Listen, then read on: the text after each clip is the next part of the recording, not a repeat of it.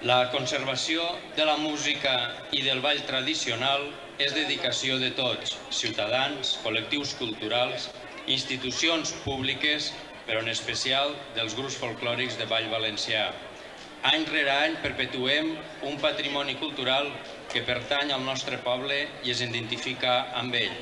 Les melodies, cançons i moviments que els configuren formen part de la personalitat social i festiva dels castellonencs. Els grups folclòrics de la ciutat estem orgullosos de la part de responsabilitat que ens correspon. Amb compromís ferm continuarem treballant per la dignitat del nostre folklore.